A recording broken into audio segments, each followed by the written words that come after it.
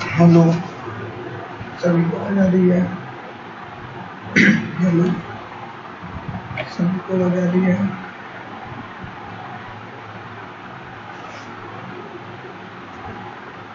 Hello, कोमल, आशु, सुरजीत, सभी को आवाज आ रही आ रहा है? है सर। हाँ हाँ, आ रहा है बहुत sir. Hello.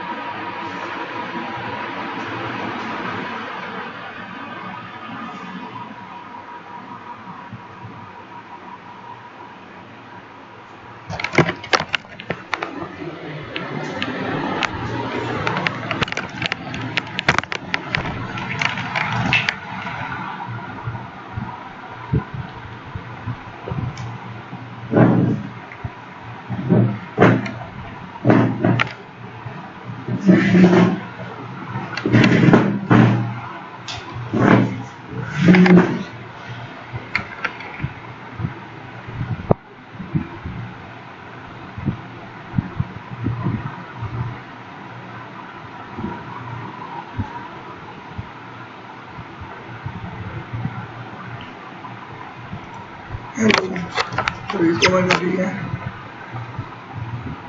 Hello, please reply. Hello, सभी को हाँ आवाज आ सर, रही है? हेलो। हाँ, क्लियर है, क्लियर है।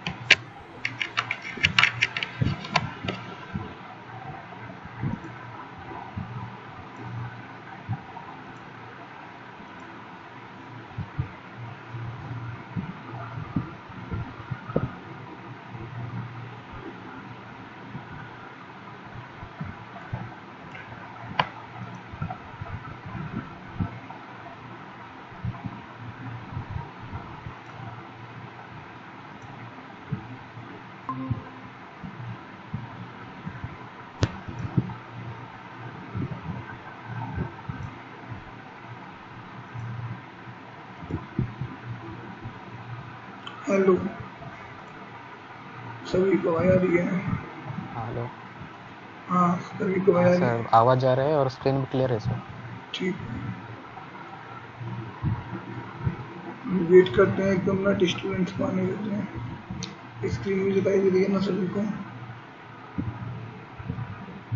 हाँ सर, स्क्रीन दिख रहा है।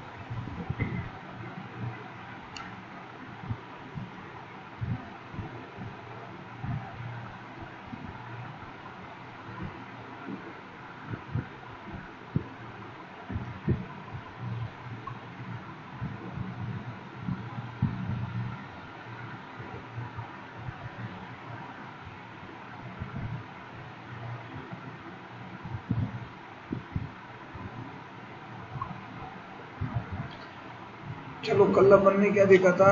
कल अपन ने फंक्शन के बारे में पढ़ लिया था। स्पेशल टाइप के फंक्शन अपन ने देखे थे, अपन ने वीडियो भी डाला था यूट्यूब पे। कल की क्लास किसी ने मिस की है क्या?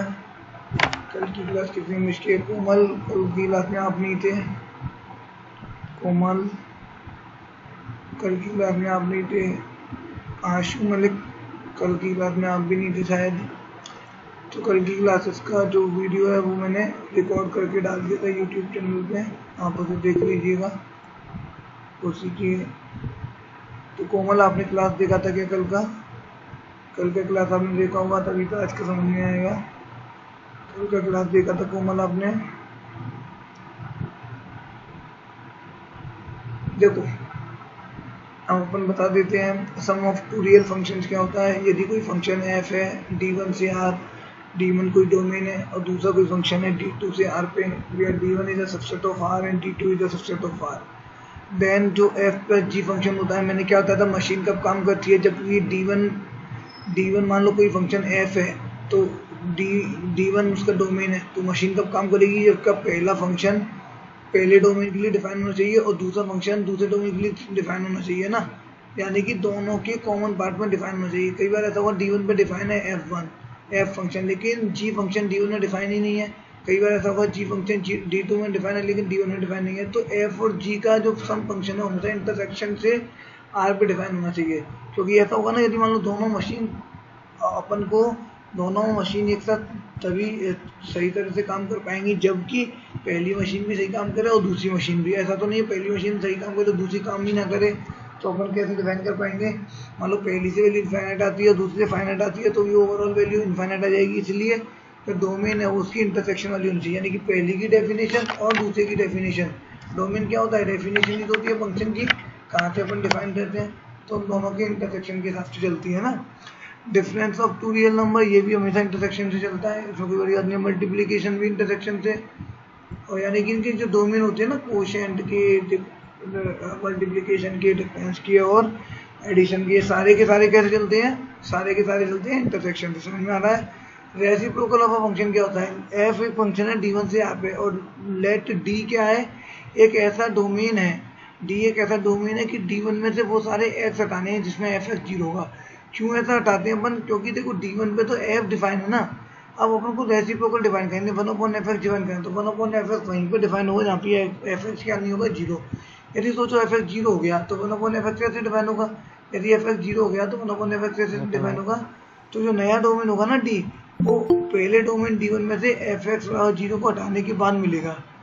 नया डोमेन होगा ना d, वो d1 में से fx बराबर 0 वाले पॉइंट्स को हटाने के बाद मिलेगा। इसलिए अपन रेसिप्रोकल फंक्शन जब भी डिफाइन करते हैं 1/f वो d2r इस तरह से डिफाइन करते हैं 1/fx for all x belonging to d। समझ में आ रहा है, यानी कि वो सारे पॉइंट हटा देते हैं जिन पे fx 0 है, तभी को रेसिप्रोकल डिफाइन होगा।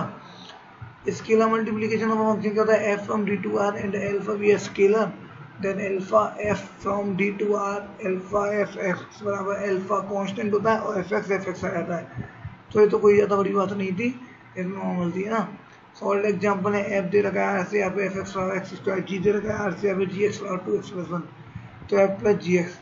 तो f प्लस gx बनाने के लिए हमको क्या करना पड़ेगा, सबसे पहले डोमेन चाहिए f प्लस g की, तो पहले वाले की डोमेन क्या है r, दूसरे वाले की भी डोमेन क्या है r, तो इंटरसेक्शन की डोमेन भी क्या हो जाएगी r, क्योंकि domain of f intersection domain of g is equal to r intersection r बराबर r। हमेशा सम फंक्शन की डोमेन क्या होती है, पहले की डोमेन इंटरसेक्शन दूसरे की डोमेन। क्लियर है, पहले की डोमेन क्या है r है, दूसरे की डोमेन भी क्या r है, तो f प्लस g की डोमेन क्या होगी r इंटरसेक्शन r बराबर r। ऐसे ही डिफरेंस की डोमेन क्या हो जाएगी, वही सेम डोमेन रहेगी और मल्टीप्लिकेशन की और डिवीजन की। ठीक है, तो ये तो बेसिक है, ये से क्वेश्चन नहीं आते। अब देखो ये वाला क्वेश्चन है fx बराबर √x। अब अपन को यहाँ पर डोमेन बता के नहीं चलेगा, ये मान के चलेंगे एग्जांपल्स में या क्वेश्चंस में कि आपको सारे फंक्शन की डोमेन पता है। आपको तो डायरेक्टली सम फंक्शन की डोमेन बतानी है और डेफिनेशन बतानी है। जैसे fx बराबर √x है तो √x फंक्शन कहाँ डिफाइन होता है, बताओ मेरे को, √x फंक्शन कहाँ डिफाइन होता है। √x फंक्शन हमेशा x जब भी 0 होगा या 0 से बड़ा होगा तभी तो डिफाइन होगा। क्यों कौशिक, रूट फंक्शन कहाँ डिफाइन होगा, जब भी x 0 होगा या 0 से बड़ा होगा।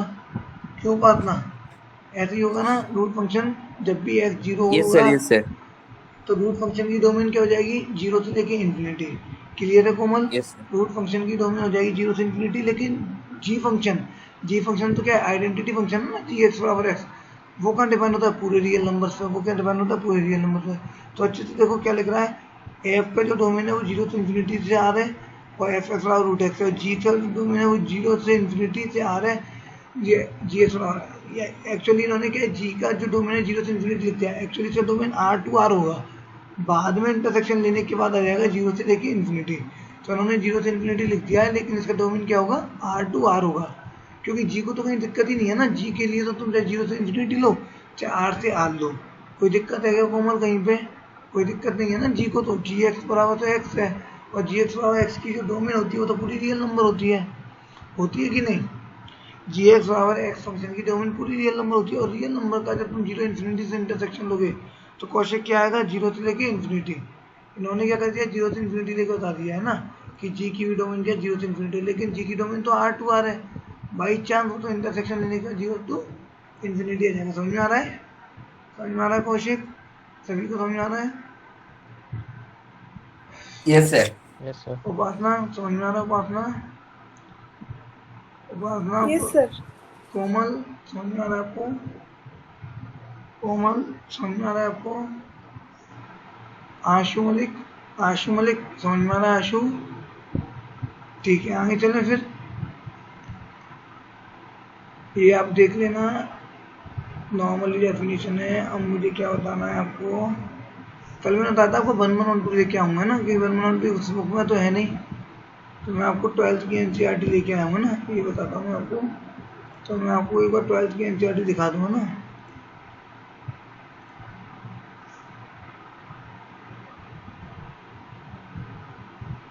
कल की क्लास में कौन नहीं था? अभिषेक, आप नहीं थे कल की क्लास में? अभिषेक, आप कल की क्लास में नहीं थे ना? Yes sir.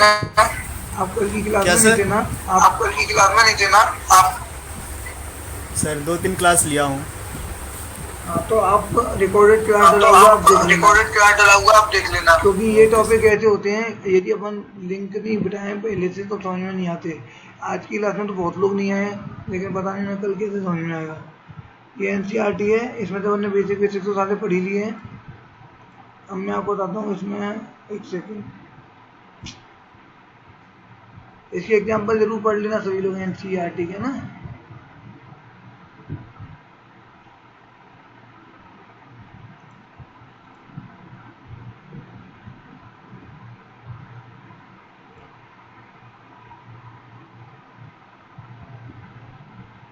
दिखा रहा हूँ ना, बुक तो दिख रही है सभी को?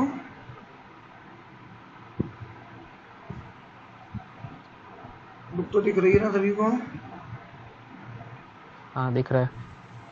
अभी इसमें बनने वाला हुआ है ना, एक बार इनवर्स आ गया ये तो है ना, इससे पहले ही आएगा।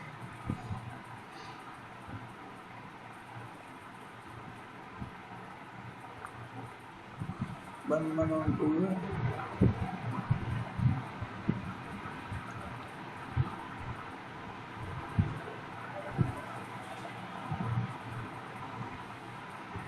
अच्छा, और पहले तो एग्जाम्पल करना है।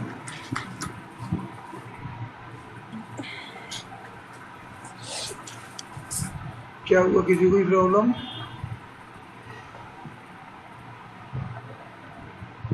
टाइप ऑफ फंक्शन है ना, तो अभी सभी को दिख रही है स्क्रीन? टाइप ऑफ फंक्शन लिखा हुआ है, ये सभी को दिख रहा है? टाइप ऑफ फंक्शन सभी को दिख रहा है लिखा हुआ? टाइप ऑफ फंक्शन सभी को लिखा हुआ दिख रहा है क्या? बताओ मेरे को एक बार। दिख रहा है ना। टाइप ऑफ फंक्शन क्या होता है? देखो, the notion of a function along with some specific function like identity function, ये अपने कल पढ़ लिए थे, like identity function, constant function, polynomial function, rational functions, modulus function, signum function, etc etcetera along with their graphs have been given in class 11th। यानी कल अपन ने ये सारी चीज़ें पढ़ लिए थे कि आइडेंटिटी फंक्शन का ग्राफ कैसा होता है, कांस्टेंट फंक्शन का, पॉलिनोमियल फंक्शन का, रेशनल फंक्शन का, मॉडुलस फंक्शन का एंड सिग्नम फंक्शन का। अपन ने सारी चीज़ें की थी, fractional part function, greatest integer function, least integer. अब क्या करा है? Addition, subtraction, multiplication, division of two functions have also been studied. अभी अपन ने ये भी पढ़ लिया था कि एडिशन कैसे डिफाइन होता है, इंटरसेक्शन बनाते हैं डोमेन का, सब्सट्रैक्शन के लिए भी अपन इंटरसेक्शन बनाते हैं, मल्टीप्लिकेशन के लिए भी अपन इंटरसेक्शन बनाते हैं, और डिवीजन के भी। As the concept of function is of paramount importance in mathematics and among other disciplines as well। ठीक है, we would like to extend our study about function from where we finished earlier। in this section we would like to study different type of function। मतलब ये कह रहा है कि maths में function का बड़ा रोल है, तो उस चीज़ के बारे में अपन पहले भी डिस्कस किए हैं और अभी भी अपन इसके स्पेशल टाइप को डिस्कस करेंगे। तो कंसिडर द फंक्शन, अपन से कह रहा है कि अब कंसिडर कीजिए, आपके पास चार फंक्शन है, f1, f2, f3 and f4 given by the following diagrams in figure 1.2। Figure में भी आपको दिखाऊंगा, फिगर ये दिखाऊंगा। पहले वो क्या कह रहा है, पहले आप ये कंसिडर कीजिए कि आपके पास 4 फंक्शंस के डायग्राम है। फिगर 1.2 वी ऑब्जर्व, अपन देखते हैं that the images of distinct element of x1 under the function f1 are distinct. ठीक है, but the image of 2 distinct element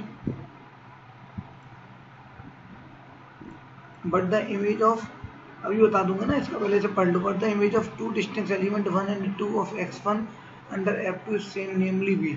Further, there are some element like e and f in x2 which are not image of any element of x1. ठीक है, तो देखो पहले मैं आपको figure दिखा दूं। ए function f from x to y is defined to be 1 1।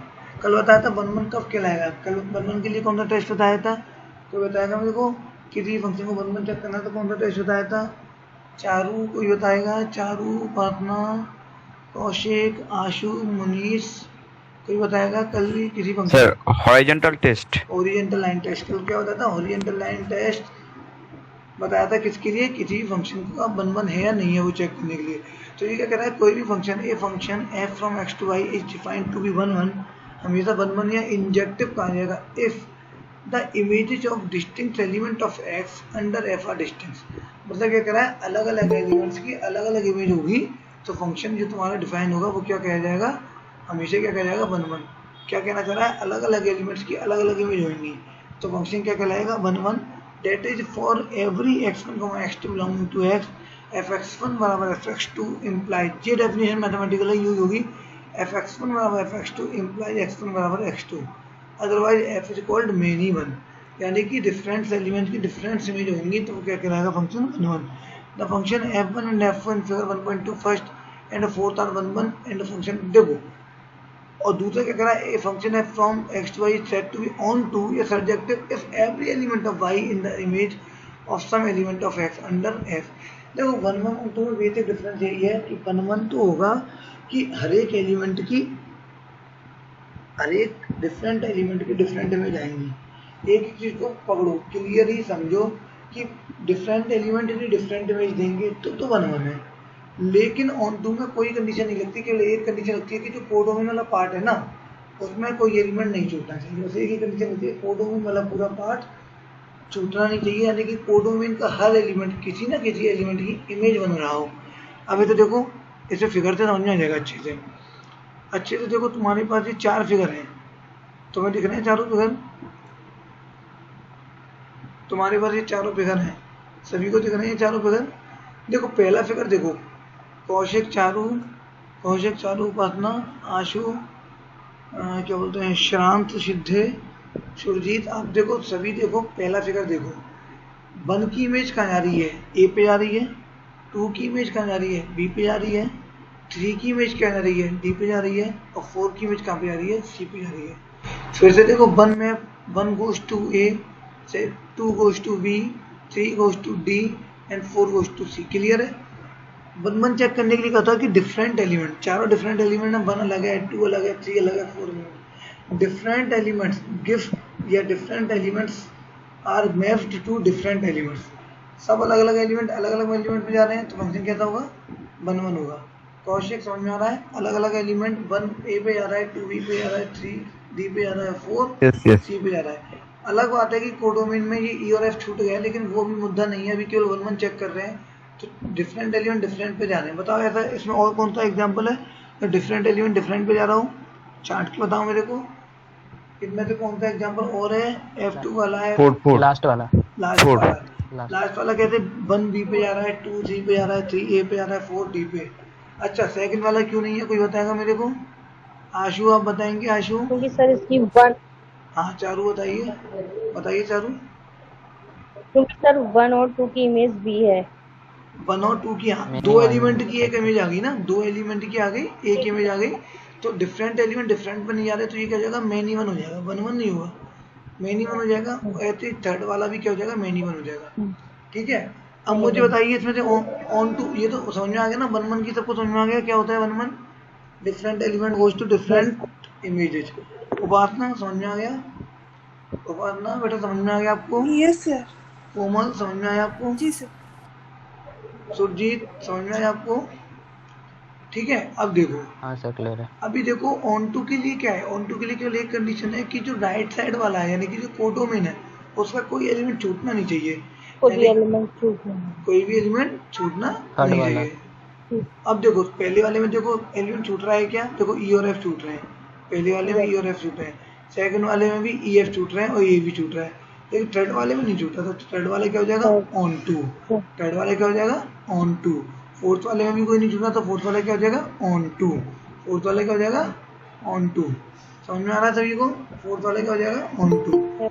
अब कोई आपसे पूछ ले तो मुझे तो पहले वाले की बारे में बताओ, पहला वाला वन वन होगा, ऑन टू होगा, मैनी वन होगा, क्या होगा? तो पहले वन वन चेक करेंगे, पहला वन वन है तो मैनी वन नहीं है और ऑन टू नहीं है, तो one one but not on to, one one but not on to. Clear है सभी को, कैसे बोलेंगे one one but not on to. समझ में आ रहा है सभी को, समझ में आ रहा है। एक एक को वन वन कहते हैं क्योंकि एक एलिमेंट एक पे जाना है, डिफरेंट एलिमेंट पे जाना है तो वन वन तो है।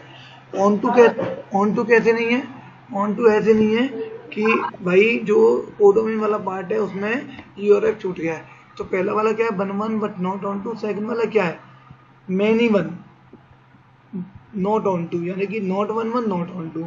सेकंड वाला क्या होगा पढ़ना, not one one not on to, second वाला क्या होगा not one one not on to. Not one one क्यों, क्योंकि दो एलिमेंट की एक ही में जा रही है तो not one one. On to क्यों नहीं है, क्योंकि इसमें राइट साइड में एलिमेंट छूट रहे हैं। थर्ड वाला देखो दो एलिमेंट की एक ही में जाए यानी कि वन वन तो नहीं होगा, यानी कि नॉट वन वन लेकिन ऑन टू होगा, तो not one one but on to, not one one but on to. और चौथा वाला कैसा होगा one one and on to, चौथा वाला कैसा होगा one one and on to. सभी को समझ में आ रहा है, एक एक को समझ में आया, कौशिक समझ में आया, Surjeet yes sir clear. Yes sir. किसको समझ में नहीं आया बताओ, किसको समझ में नहीं आया? सभी को आ गया ना समझ में? मैं कल भेज दूंगी गाड़ी बुलाने की। सभी को समझ में आ गया ना? चलो आगे चलते हैं। Remark F from X to Y is on to if and only if range of F बराबर वाई। कोई भी फंक्शन ऑन टू कब होगा, जबकि उसकी रेंज जो होगी वो वाई के बराबर होगी। नहीं कह रही भाई, नहीं कह रही। कोई भी फंक्शन ऑन टू कब होगा, जबकि उसकी रेंज जो होगी वो क्या हो जाएगी कोडोमेन के बराबर हो जाएगी ना। F from X to Y is on to if and only if range of F बराबर Y, if and only if range of F बराबर वाई। समझ में आ गया? एक बार बताऊँ क्या, वन वन ऑन टू अपना समझ में आ गया? शांत सिद्धे आपको समझ में आया? शांत सिद्धे आपको समझ में आया या दोबारा बताना है, बताइए। चलो अपना पूछना है कुछ आपको। सर मैं लेट हो गई थी तो पता नहीं चला आप क्या पढ़ा रहे थे अभी। चलो मैथ की क्लास है ना, अपना रिकॉर्डेड क्लास यूट्यूब पे डालूंगा, आप उसको पढ़ लेना है ना। आप जब भी लेट हो जाया करोगे ये क्लास डाल दिया करेंगे ना। अब आप देखो डेफिनेशन नंबर 7 पे आ जाइए। A function F from X to Y is said to be one one and on to. One one and on to क्या बोलते हैं, वाईजेक्टिव, इंजेक्टिव बोलते हैं वन वन को, सरजेक्टिव बोलते हैं ऑन टू को, और वाईजेक्टिव बोलते हैं वन वन ऑन टू को। तो कोई भी फंक्शन एक्स टू वाई हमेशा वन वन और ऑन टू कहलाएगा, वाईजेक्टिव कहलाएगा, यदि एफ या एफ वन वन भी हो और ऑन टू भी हो। यानी कि वन वन के लिए तो मैं बता दिए कैसे चेक करेंगे, different element goes to different element, और ऑन टू कैसे चेक करेंगे कि राइट साइड में कोई भी एलिमेंट छूटना नहीं चाहिए, कोडोमेन रेंज के बराबर आना चाहिए। The function f4 in figure 1.2 is one one and on to बताया था। फोर्थ वाला कहते हैं कोई भी एलिमेंट छूट नहीं रहा है राइट साइड का, और एक एलिमेंट एक पे जा रहा है, 2 3 पे, 3 ए पे, 2 सी पे और 4 डी पे, तो वन वन ऑन टू। समझ में आ रहा है? एग्जाम्पल नंबर 7 बोल रहा है कि let A be the set of all 15 students. 50 students हैं of the class 10th in a school. किसी स्कूल की 10th क्लास में मतलब 50 बच्चे हैं, 50 विद्यार्थी हैं, वो सेट ए है। तो अपन को बताना है क्या, अपन एफ ए से लेके एन भी फंक्शन डिफाइन, अपन ए से एन पे एक फंक्शन डिफाइन कर सकते हैं। एफ एक्स बराबर roll number of student X, कि एफ एक्स क्या है, roll number of student X है। Show that F is one one but not on to, F is one one but not on to. बताओ कैसे करोगे? देखो one one के लिए क्या होगा, डिफरेंट एलिमेंट डिफरेंट इमेज पे जाने चाहिए, मतलब different student different roll number रखने चाहिए, तो सही बात है। हर एक स्टूडेंट का रोल नंबर अलग होगा ना, हर एक स्टूडेंट का रोल नंबर अलग होगा कि नहीं होगा? तो देखो Yes, देख रहा sir. है, नो मतलब no two different students of the class can have same roll number. वही बात है कि दो अलग अलग स्टूडेंट के पास एक ही रोल नंबर नहीं हो सकता, या फिर ऐसे बोले दो अलग अलग स्टूडेंट्स के पास अलग अलग रोल नंबर होंगे। एक ही बात है, बोलने का तरीका अलग अलग है कि दो अलग अलग स्टूडेंट्स के पास एक ही रोल नंबर नहीं होगा। चाहे तो आप ऐसे बोलो, चाहे आप कैसे बोल सकते हो कि दो अलग अलग स्टूडेंट्स के पास दो अलग अलग रोल नंबर होंगे। समझ में आ गया? देयरफॉर एफ मस्ट बी 1 1, तो 1 1 तो होगा। We can assume without any loss of generality that roll numbers of students are from 1 to 50. This implies that 51 is a not roll number of any student of the class. अब देखो उन्होंने एक set define किया, ए क्या है, number of student है, और N क्या है, नेचुरल नंबर है। अब भाई स्टूडेंट तो तुम्हारे पास 50 ही हैं, लेकिन नेचुरल नंबर तो इन्फिनिटी है ना, तो भाई 50 वाले स्टूडेंट 50 नेचुरल नंबर्स के करस्पॉन्डिंग मैप हो जाएंगे। 50 स्टूडेंट 50 को रोल नंबर मिल जाएंगे, लेकिन नेचुरल नंबर तो 50 से ज़्यादा है ना, तो बचे हुए लोगों को तो स्टूडेंट मिलेंगे नहीं ना। समझ में आ रहा है सभी को? समझ में आ रहा है ना? राइट साइड वाला सेट क्या है, नेचुरल नंबर्स का सेट है। तो राइट साइड वाला सेट यदि नेचुरल नंबर का सेट है, तो बाकी जितने भी स्टूडेंट रह गए, 50 स्टूडेंट को 50 रोल नंबर मिल गए। अब नेचुरल नंबर्स में तो और भी नंबर रह गए ना, लेकिन स्टूडेंट ही नहीं बचे, तो मैप किससे करोगे? तो ऑन टू तो नहीं होगा ना, क्योंकि राइट साइड में तो एलिमेंट बच गए ना। भाई मान के चलना मेरे पास 50 स्टूडेंट के लिए 50 रोल नंबर मैंने दे दिए, लेकिन नेचुरल नंबर तो मेरे पास हजारों लाखों करोड़ों होती हैं। बाकी जो नेचुरल नंबर आएंगे उनके करस्पॉन्डिंग तो कोई स्टूडेंट बचा ही नहीं ना, तो इसलिए सेट क्या नहीं होगा, ऑन टू। कौशिक समझ में आ रहा है ऑन टू कैसे नहीं होगा? कि राइट साइड में बहुत सारे ऐसे नंबर छूट जाएंगे जिनके करस्पॉन्डेंट्स कोई स्टूडेंट ही नहीं बचा होगा। समझ में आ रहा है उपासना कोमल? समझ में आ रहा है आपको? Yes sir. समझ में आ रहा है ना कि 50 स्टूडेंट है और 50 को तुमने रोल नंबर असाइन कर दिए, लेकिन रोल नंबर तो अपने पास हजारों लाखों करोड़ों है ना नेचुरल नंबर। तो कई सारे नेचुरल नंबर ऐसे हैं जो किसी स्टूडेंट को असाइन ही नहीं किए गए। अरे असाइन तो तब किए जाते ना स्टूडेंट बचते, स्टूडेंट तो 50 ही थे, तो 50 को मैप हो गए, जैसे भी मैप करना चाहो, चाहे जैसे आपकी मर्जी है, लेकिन बचे हुए तो रह गए ना स्टूडेंट। क्यों बचे हुए? तो रोल नंबर रह गए ना, स्टूडेंट तो खत्म ही हो गए ना। तो जब भी राइट साइड में कोई चीज़ बच जाती है तो फंक्शन कैसा नहीं होता, ऑन टू। कौशिक समझ में आ गया? सुरजीत समझ में आ गया? सुरजीत समझ में आ गया ना? हाँ जब राइट साइड में कोई चीज़ बच गई अपने पास, तो वो फंक्शन ऑन टू कैसे होगा? अपन तो ये बोलते हैं ना कि ऑन टू फंक्शन जब भी होगा जबकि उसकी रेंज और कोडोमेन बराबर होने चाहिए। अब रेंज और कोडोमेन बराबर कहाँ से होंगे? राइट साइड में तो चीज़ बच रही है ना अपनी। राइट साइड में रोल नंबर तो तुम्हारे लाखों करोड़ों है, स्टूडेंट 50 हैं, तो 50 स्टूडेंट के लिए 50 रोल नंबर दे दोगे, चाहे ऐसे दे दो। पहले स्टूडेंट को 1 लाख दे दो, दूसरे को 5 लाख दे दो, तीसरे को 2,50,000 दे दो, चौथे स्टूडेंट को 1,11,000 दे दो। मतलब समझ लो ना, नंबर देना है, एक असाइन करना है, बाकी जो नंबर बचेंगे वो तो छूट गए ना। तो समझ में आ रहा है? शांत सिद्धि, आप कुछ बोल नहीं रहे हो, आपको समझ में आ रहा है? शांत आपको समझ में आ रहा है? समझ में आ गया आपको सभी को?